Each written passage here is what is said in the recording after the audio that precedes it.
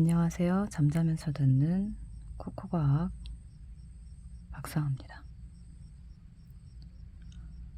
자, 우리 오늘 들어가는 부분은요, 이제 빅뱅 우주론, 우주 대폭발론의 연장입니다. 오늘 허블 법칙에 대한 부분을 일부 같이 이 부분에서 살펴보도록 할 거고요. 그리고 원자가 어떻게 생성이 됐는지, 입자에 대한 부분을, 원자 생성 과정에 대한 부분을 오늘 같이 정리를 해보도록 하려고 합니다. 빅뱅 우주론은 우리가 그 이전에 스토리를 다 한번 쭉 들었었어요. 그래서 그 내용을 다시 한번 여러분들 상기를 시키면서 오늘 아주 일부 우주 대폭발론에 대한 부분 살짝 언급을 할 거고요. 허블이라고 하는 학자가 이제 적색편이라고 하는 현상을 통해서 우주가 실질적으로 팽창하고 있다라고 하는 증거를 발표를 하죠. 그 사람이 관측한 자료를 이제 그래프로 이렇게 표현을 했고, 이 표현한 그래프를 토대로 해서 분석 과정에 들어가게 됩니다. 그러면서 이제 허블 법칙이 완성이 돼요. 우주가 팽창하고 거기에서 우주 나이에 대한 부분도 우리가 이제 계산을 할 수 있는 과정까지 같이 볼 거고요. 실질적으로 시험 문제에 출제가 된다라고 얘기를 했을 때 지금 아래쪽에 나와 있는 이런 식으로 그래프의 기울기를 토대로 해서 우주 나이가 누가 더 많고 적은지에 대한 부분을 물어볼 수 있습니다. 네, 그 유형에 대한 부분을 한번 같이 보고, 그 다음에 원자가 어떻게 생성이 되는지에 대한 전체적인 내용을 같이 정리를 해보도록 할게요. 처음 보는 내용은 아니기 때문에 우선 첫 번째 빅뱅 우주론으로 들어가는 부분을 다시 한번 상기를 해보도록 하자고요. 자, 한 점에서 시작했죠. 온도가 높고요, 압력이 높고요, 밀도가 높아요. 대략 138억 년 전에 빅뱅이라고 하여서 우리가 굉장히 큰 폭발이 한번 우주에서 일어났죠. 우주가 지금 현재도 계속해서 팽창 중이고요. 부피가 팽창 중이니까 부피가 커진다라고 표현할 수 있고, 우리가 이제 뭐 단열 팽창을 토대로 해서 그 이전에 선생님이 언급을 한 바가 있었죠. 단열 팽창, 부피가 점점 커지게 되면 온도가 떨어진다. 부피가 커지면 당연히 밀도가 떨어지게 되겠죠. 그렇죠? 우선 부피가 커짐으로 인해서 온도가 떨어지기 때문에 기본적으로 우주 공간 안에 지금 현재 이렇게 작았던 아이들이 이렇게 커지게 될 건데, 그렇죠? 그러면 에너지가 어떻게 되겠어요? 지금 이쪽과 이쪽을 구분한다라고 했을 때 온도 차이가 분명히 날 겁니다. 여기는 열 에너지가 좀 응축되어 있는 상태고, 얘네들은 단열 팽창하면서 열 에너지의 소모가 있었기 때문에 온도가 떨어져요. 온도가 떨어지면 기본적으로 얘네들이 에너지가 얘네들에 비해서는 응축되어 있는 상태가 아니기 때문에 얘네들의 활동 자체가 굉장히 둔해진다라고 보시면 됩니다. 그러면 이 주변에 떠돌고 있었던 여러 가지 경입자라든가 작은 입자들이 서로 뭉치기 시작해요. 그 뭉치면서 이제 물질의 가장 기본적인 입자인 원자가 만들어지게 되는 겁니다. 자, 그러면 이 내용에 대한 부분은 우리가 전 시간에 스토리로 같이 얘기를 나눠봤고요. 그럼 허블 법칙이 무엇인지에 대한 부분을 얘기를 해보도록 하죠. 허블이라고 하는 사람은 주변에 있는 여러 천체들을 실제로 관측을 합니다. 관측을 해서 거리가 가까울 때 얘네들의 후퇴 속도가 어떤지에 대한 부분을 이렇게 다 데이터로 점을 찍어서 표시를 한 거예요. 표시를 해서 보니 규칙이 보이죠. 여기에다 이제 연장선을 그어서 했더니 이제 1차 함수 그래프가 나왔고, 이렇게 기울기를 갖고 있는 그래프를 토대로 해서 이제 기울기 값에 대한 부분을 이제 기울기 값에 대한 내용 이제 분석이 이제 시작이 되는 거라고 보시면 돼요. X축으로 들어가는 부분은 거리고요. Y축이 지금 후퇴 속도라고 나와 있습니다. 우리는 앞서서 이미 다루긴 했어요. 그러니까 천체로부터 거리가, 관측자로부터 천체의 거리가 멀면 멀수록 멀어지는 그 후퇴 속도가 훨씬 더 빠르다라고 적색 편의를 통해서 확인을 이미 했습니다. 네, 그걸 이제 그래프를 통해서 한번 눈으로 확인을 하고 식의 성립 과정을 보는 거예요. 우선은 기울기 구하는 공식을 우리가 보게 되면, 기울기 구하는 공식이 원래 x축의 증가량분의 y축의 증가량이에요. 그렇죠? 그럼 x축으로 들어가는 부분에 거리가 쓰여져 있으니까 여기에다가 거리를 써주면 되겠죠. r이라고 그냥 표시를 해볼게요. 기울입니다. 그 다음에 이제 후퇴 속도로 들어가는 부분이 y축에 쓰여져 있는 단어이니까 여기에다 우리가 후퇴 속도를 넣어줄 수 있겠죠. 우선 속도라고 넣어줄게요. 공간이 부족하니까. 그래서 얘네들은 벨로시티의 약자 v를 써보도록 할게요. 자, 그러면 기울기 구하는 공식 안에 x축의 증가량분의 y축의 증가량 r분의 v가 되었습니다. 그렇죠? 그럼 우리가 속력 혹은 이제 중등 과정에서는 속도라고도 이제 표현을 하기도 했었는데, 그 속도 구하는 공식을 한번 옆에다가 써볼게요. 속도 구하는 공식은 시간분의 거리예요. 그렇죠? 그래서 여기 아래쪽에다 시간을 넣어줄 거고요. 거리를 우리가 s로 표기를 했었는데 중등 과정에서 여기에서 r로 표시를 했으니까 똑같은 기호로 우리가 통일을 시켜 볼게요. 이렇게. 그래서 여기에 지금 나와 있는 게 속력 구하는 공식인데 이게 시간분의 거리구나. 요거는 우리가 중등 과정에서 했습니다. 여기에 나와 있는 공식대로 이 공식을 한번 바꿔 볼게요. 거리가 아래쪽 자리로 들어가고 속도가 위에 여전히 있습니다. 속도 여기 있죠? 여기에 있는 거리를 좌항으로 이항을 시켜주게 되면 분모 자리로 내려가요. 그러면 밑으로 내려보냈을 때 이렇게 되겠네요. 네, 공식이 이렇게 정리가 됩니다. 자, 그러면 결국에는 r분의 v라고 하는 이 값은 기울기인데, r분의 v라고 하는 것은 기울기인데 그 기울기가 t분의 1이 되는 거죠. 그러니까 여기는 기울기 자리가 맞아요. 그쵸? 기울기 자리가 맞아요. 이 기울기로 들어가는 부분이 t분의 1인 거예요. 이렇게 되시죠? 자, 그러면 공식이 이렇게 변형된 상태에서 이걸로 다시 한번 공식을 변형을 시킨다라고 했을 때 이걸 기울기로 놓을 거잖아요. 근데 지금 여기 보시면 여기에서의 기울기나 여기에서의 기울기나 여기에서의 기울기나, 근데 기울기 값이 변하지는 않습니다. 이게 곡선이 아니잖아요. 직선으로 올라간다라는 것은 기울기 값이 일정하다라는 거예요. t분의 1이라고 하는 이 기울기 값이 어떻다라는 거? 일정합니다.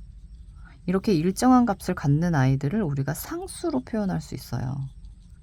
근데 이걸 허블이라는 사람이 발견을 했으니까 허블상수라고 우리가 이름을 지어주고 허블의 약자를 따서 h로 표기를 할 거예요. 그러니까 t분의 1로 들어가는 이 아이는 기울기입니다. 이게 기울기였죠? 그쵸? r분의 v가 t분의 1이랑 같다라고 우리가 공식을 통해서 확인을 했죠? 이것도 기울기예요. 그쵸? 기울기는 일정해요. 상수로 표현할 수 있어요. 허블이 발견했죠. h라고 표현할 수 있죠. 여기는 h자리입니다. 잘 안 보여서 이거를 정리하면 v는 h 곱하기 r이 되는 거예요. 자, 이렇게 공식 하나가 이렇게 완성이 된 겁니다. 성립 과정 보여드린 거예요. 그리고 지금 여기에 보면 허블이 발견한 것 중에 하나가 우주의 나이를 계산을 한다라고 했을 때 허블 상수 여기 지금 h라고 나와 있는 거 보이시죠? 서로 무슨 관계죠? 반비례 관계예요. 이 반비례 관계를 통해서 우주의 나이를 계산할 수 있었던 겁니다. 그래서 이쪽으로 넘어와서 보시게 되면 그래프가 위쪽 아래쪽 동일해요. x축과 y축에 들어가 있는 단어가. 근데 기억으로 들어가는 아이가 니은에 비해서 기울기가 훨씬 더 크죠. 큰댔죠. 반비례라고 얘기했었죠. 이 기울기로 들어가는 부분이 허블상수인데 기울기가 커요. 허블 상수와 이 우주나이 t는 서로 반비례니까 우주나이는 작다 이렇게 표현할 수 있죠. 니은은 기울기가 작아요. 그럼 우주나이가 어떻다? 크다 이렇게 표현할 수 있습니다. 자, 이거는 성립 과정을 같이 우리가 본 거고요. 실제로 시험 문제 출제를 할 때는 이걸 여러분들이 제대로 이해하고 있는지, 기울기와 우주 나이가 어떤 관계인지를 묻고자 해서 이런 식의 유형의 문제가 나올 수 있다라는 거 참고하시면 되겠어요. 자, 그럼 이제 밑으로 내려와서 우주는 계속 팽창 중이다. 이제 빅뱅 우주론에 대한 특징을 우리가 보는 거예요. 앞서 뭐 다 설명했던 부분이기는 합니다. 그래서 팽창 중이면 우주의 온도가 혹은 밀도가 아까 뭐라고 얘기했죠? 떨어져요. 네, 이 특징 하나를 여러분들 알고 가셔야 되겠고, 그 다음에 두 번째가 우주의 중심에 대한 부분을 곧잘 물어보거든요. 우주의 중심은 없어요. 그러니까 어느 하나를 기점으로 해서 얘네들이 팽창이 되는 게 아니라는 거예요. 그러니까 예를 들어서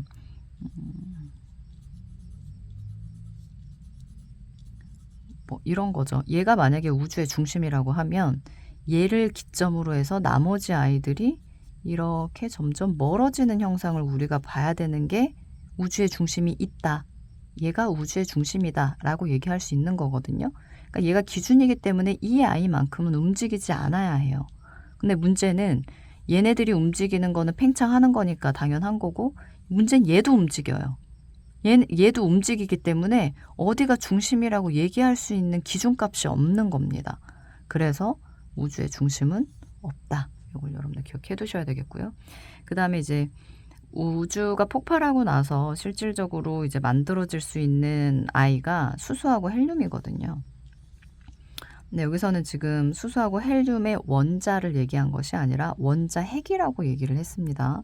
이제 질량비에 대한 부분을 보는 건데, 사실 질량비를 보는 것에서는 원자 핵을 보든 원자를 보든 질량비는 크게 다르지는 않아요. 왜냐하면 원자 핵이 그 원자의 질량을 거의 대부분 차지하기 때문에 그냥 원자 핵은, 자, 원자와 원자 핵에 대한 부분을 비교를 한다라고 하면 얘네들은 플러스 알파로 지금 전자가 더 들어가 있는 거거든요. 근데 전자는 경입자이기 때문에 너무나도 가벼워서 실질적으로 질량에 그닥 보탬이 되질 않습니다. 원자핵보다 원자가 좀 더 플러스로 가지고 있는 게 전자인데 얘가 질량에 보탬이 안 된다. 그래서 큰 차이가 없다는 얘기예요. 그래서 질량비에 대한 부분을 가모프가 3대 1이라고 표현을 했죠. 자, 그러면 그 가모프 논문에 수소하고 헬륨의 원자핵 질량비가 3대 1이라고 했단 말이에요. 이거를 현대과학에서 실질적으로 얘네들의 질량비가 3대 1이 나오는지를 확인을 할 수만 있다라고 하면, 그 가모프가 얘기한 빅뱅 우주론이 틀린 말이 아니구나, 지지를 할 수 있겠죠. 그렇죠? 그 내용에 대한 부분은 뒤에서 다시 한번 할 겁니다. 자, 그러면 우주 초기 원소에 대한 부분을 한번 얘기를 해보도록 할게요. 우선은 가장 기본적인 입자에서 출발을 해요. 그래서 이제 첫 번째 박스에다가는 기본 입자를 써드릴 거고요. 자, 우리가 기본 입자라고 하면 크게 두 가지로 나뉘어져요. 우리 뭐 통합과학에서 얘네 두 마리의 종류를 굳이 암기할 필요까지는 없지만 그냥 가벼운 마음으로 듣는다라고 하면 우선은 쿼크라고 하는 아이가 존재를 할 거고요. 얘는 이제 계속 나오는 여기 쿼크 보이시죠? 그쵸? 그 다음에 이제 렙톤이라고 하는 아이가 있어요. 단어가 좀 어려워요. 얘는 안 해보셔도 돼요. 렙톤을 뭐 우리식으로 표현을 하면 경입자 정도라고 표현할 수 있겠네요. 경자가 잘 안 보이죠? 경자가 가벼울 경자예요. 그래서 쿼크 같은 경우에는 종류가 총 6종 정도가 되는데 그 중에 우리는 2종만 같이 암기를 할 겁니다. 그래서 업쿼크, 그 다음에 다운 쿼크가 나올 거고요. 렙톤 같은 경우에도 종류가 6가지가 있지만 우리는 전자만 다루게 될 거예요.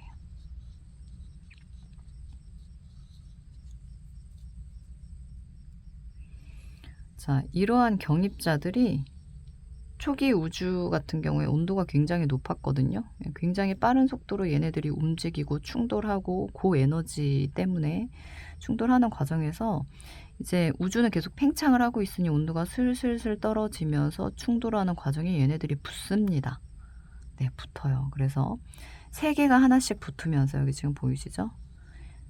U라고 써 있는 게 업쿼크예요. 여기 지금 U라고 써 있는 부분 있죠? 이게 업쿼크고요. 그 다음에 D가 다운의 약자예요. 다운쿼크라고 얘기를 해요. 그래서 업쿼크 2개에 다운쿼크 하나가 들어간 경우를 우리가 양성자라고 표현합니다. 얘네가 이제 원자핵을 구성하는 아이들이 되죠. 그 다음에 업쿼크 하나에 다운쿼크 2개가 들어가는 경우를 중성자 이렇게 표현을 합니다.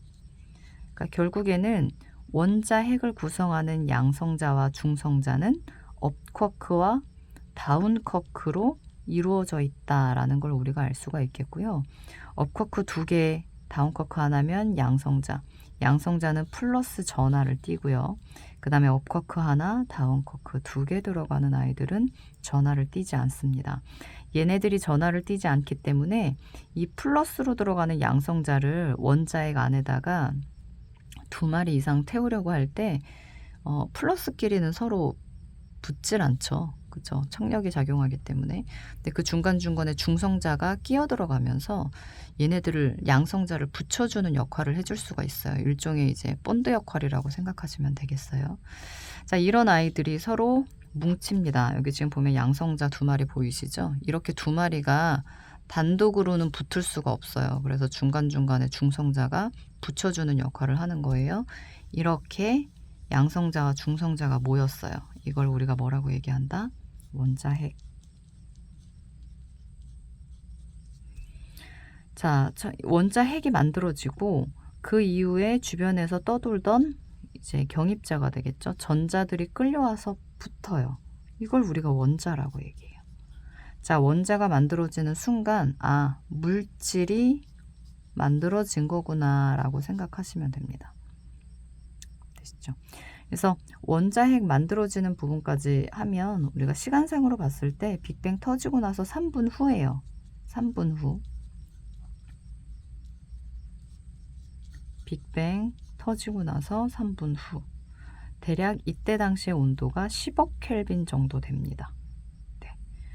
이 분수랑 온도에 대한 부분을 꼭 외워야 되냐고 물어보는 학생들이 간혹 있는데 외우셔야 돼요. 그 다음에 이제 원자가 생성되는 이 찰나는 너무너무 중요하죠. 시험 문제 무조건 나온다라고 보시면 되는데 빅뱅 터지고 나서 얘네들은 38만 년 후예요. 네. 그리고 가두어져 있었던 빛들이 이제 우주 공간으로 곧게 뻗어나가는 시점이 바로 이 시점부터입니다. 그래서 빛이 보이기 시작해요. 그러니까 이 외울 때 그러니까 맑은 우주와 불투명한 우주에 대한 부분을 출제자가 구분해서 설명을 하라고 여러분들한테 시키게 될 건데 맑은 우주는 여기에서부터 시작을 하거든요. 빛이 곧게 나아가요. 전자기파가 곧게 나아가는 거예요. 그래서 빛 38 광땡 이렇게 외우세요. 광이 빛광자. 빛이 이제 전자기파가 곧게 나아갈 수 있겠구나. 38만 년 후. 시험 문제 무조건 나오기 때문에 별 말 같지도 않은 말로 지금 쌤이 설명을 해드린 거예요. 실제로 고스톱을 그렇게 좋아하진 않습니다. 자, 이때 온도가 3000 켈빈 돼요. 3000 켈빈. 네, 온도 외우셔야 돼요. 여기에 비해서는 원자핵이 생성될 때에 비해서는 훨씬 더 온도가 낮아진 걸 우리가 확인할 수 있습니다. 3자가 대략적으로 좀 많이 들어가는 편이에요. 3분 후 10억 켈빈. 그죠? 38만 년 후 3000 켈빈. 암기하셔야 돼요.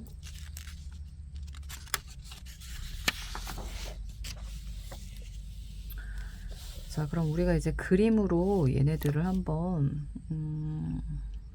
좀 이해하기 쉽게 한번 정리를 해보도록 할게요. 원자의 생성 과정입니다. 자, 원자가 중요하다라고 아까도 말씀드렸죠. 물질이기 때문이에요. 자, 여기에서 빅뱅이 터졌어요. 아까도 얘기했지만 138억 년. 이제 암기가 좀 되지 않나요? 여기에는 이제 기본 입자들, 기본 입자라고 하면 쿼크라든가 렙톤, 경입자, 우리가 이제 암기해야 될 기본 입자라고 하면 종류가 3가지가 있었는데 전자, 업쿼크, 다운쿼크, 이런 아이들이 이 주변에 이제 흩뿌려지면서 이렇게 잔류하고 있는 거예요. 계속 충돌은 하고 있겠죠. 온도가 굉장히 높고 고에너지니까. 자, 그러다가 얘네들이 이제 양성자하고 중성자를 만들어내기 시작해요. 아까 얘기했던 것처럼 양성자, 업쿼크 2개, 다운쿼크 하나, 중성자, 업쿼크 하나, 다운쿼크 2개. 양성자는 플러스 전하를 띠고 중성자는 전하를 띠지 않고, 그쵸? 자, 그 다음에 이제 원자 핵이 만들어져야 돼요. 빅뱅 터지고 나서 몇 분? 3분 후 몇억 켈빈? 10억 켈빈까지 온도가 떨어진 상태라고 보시면 됩니다. 그때 원자핵이 생성이 돼요. 근데 아직은 이때까지만 하더라도 여기 지금 나와 있죠. 불투명한 우주예요. 그러니까 이 안에 전자기파가 빛이 있다라고 하더라도 곱게 뻗어나가지 못하고 가두어져 있는 상태라고 보시면 됩니다. 그러니까 전자기파나 빛이 전자기파인데 얘네들이 이제 돌아다니다가 여기에 아직은 전자들이 잔류하거든요. 그러니까 전자의 그 유무가 중요해요. 잔류를 하고 있는지 아니면 원자핵에 잡혔는지. 여기는 아직 전자가 원자에게 잡히지 않은 상태의 영역이라고 보시면 돼요. 그러다 보니까 그 조그만한 전자들이 우주 전역에 이렇게 막 퍼져 있는 거예요. 그러니까 전자기파가 가다가 전자들이랑 계속 부딪히죠. 그러니까 곱게 나아가기가 여기까지는 어떤 거예요? 굉장히 힘든 거예요. 그래서 불투명한 우주를 여기까지 우리가 볼 수가 있고 원자가 생성되는 요 지점에서는 상황이 좀 달라집니다. 투명하다라고 나와 있죠. 우주 배경 복사 파장이 이제 곱게 뻗어나갈 수 있어요. 그러니까 주변에 잔류하고 있었던 전자들이 원자에게 이렇게 잡혀서 여기에서 이제 궤도를 돌기 시작을 하는 거죠. 그렇죠? 이때가 언제라고 얘기했었죠? 빅뱅 후. 이거는 잘 외우셔야 돼요. 약 38만 년 후. 온도는 몇 켈빈? 3000 켈빈까지. 자, 예를 들어서 원자핵이 이렇게 있어요. 자, 주변에 있는 전자들이 이 정전기적 인력에 의해서 끌려 들어와요. 그래서 이 궤도에 타요. 얘도 마찬가지로 궤도에 탑니다.